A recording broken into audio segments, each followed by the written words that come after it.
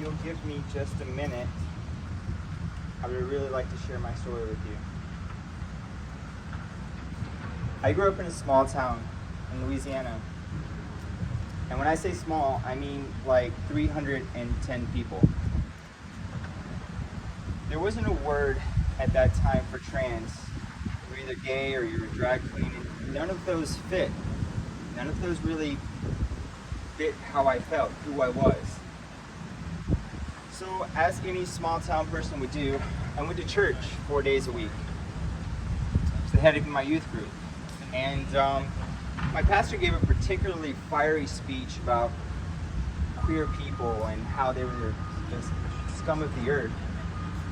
So I talked to my youth pastor and I told him that I was gay because that was the only way that I needed to identify. He told me I was filled with demons and that I was going to burn in hell for eternity unless I did exactly what he and the pastor said. That night they stripped me naked. They put me in a cold metal chair. They hooked electrodes up to my nipples, my scrotum, my penis, and they played gay porn.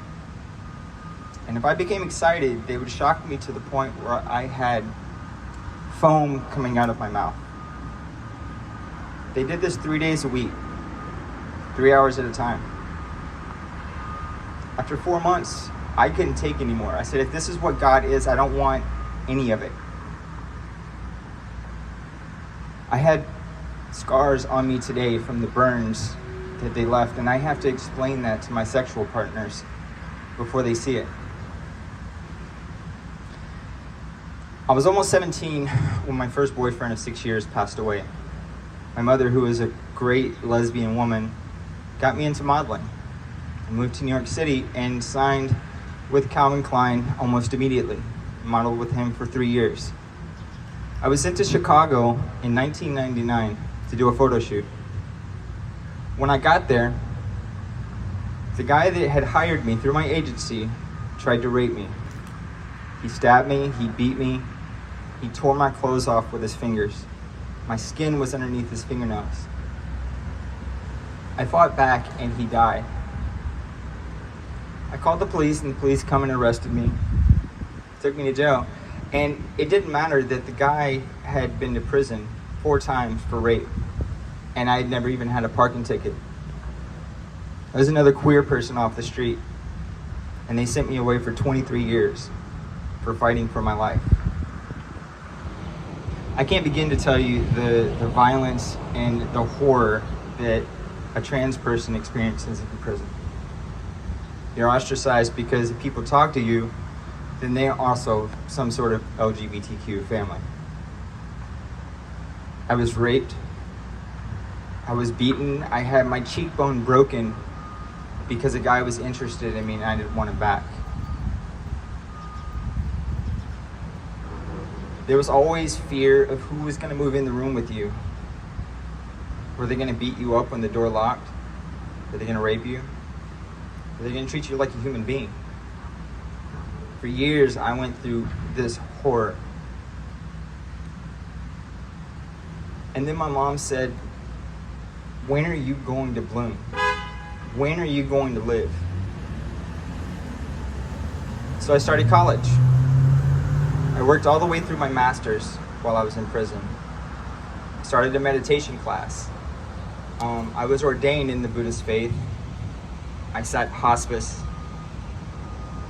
And this group that I had in the meditation class was the perfect example of what I thought society could be. There was no hate because of your race, your religion, your gender identity. All that anyone cared about was just learning to be, learning to find a ground. That class was full to capacity, and everyone knew that a trans person was teaching it. There was a waiting list to get on, and it was then that I helped found the Inside Outside group that connects people on the outside with people on the inside for emotional and spiritual support. And I wrote my first book. The Petunias are doing amazing. And my editor had it published, And then I started writing my second book, which is themed How the Spirit Soars in Spite of Difficult Circumstances. Even in the pits of hell, I found light. I found a way to be, to exist, to prosper. On July 15, 2022, this year, I was finally released. But I'd lost my mom. Luckily, I had found a new one. Someone that loves me and cares for me, and she and her husband provided a home for me, because if they hadn't, I wouldn't have been able to leave prison. They gave me love, support, a foundation to be. She fought to help me get my hormones and the things that I needed. She gave me the love that I lost. Thank you. Being from a small town and going through the things that I've done, I often wonder, why me? Why do I have to go through this shit? Why do I have to be the one that experiences this? I mean, can someone else possibly shoulder the burden?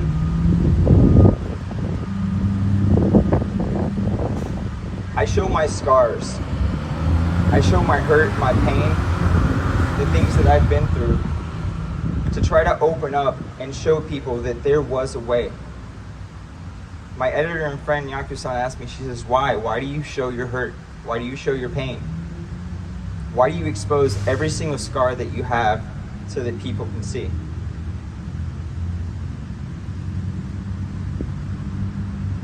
Maybe, just maybe, if someone hears my story, if someone hears who I am, then maybe they might be able to find a way through their pain, their hurt, because someone made it through on the other side and survived. There's a thing. Thank you. Work has been really hard to find for me. Being trans, being released from prison.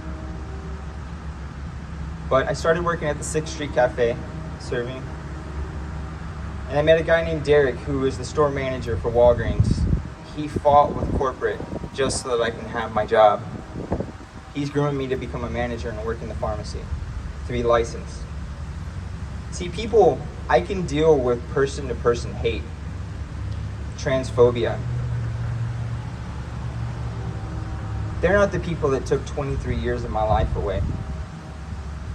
There's a thing called the justice system that starts at this very step. And it's people like that.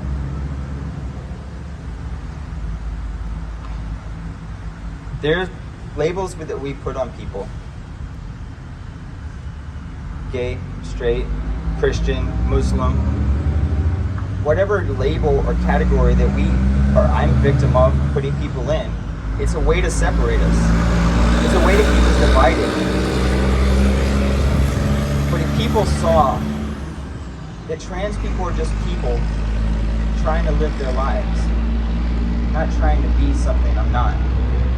But for the first time in my life, I'm able to show you on the outside who I've always been on the inside. You have no idea how much that means.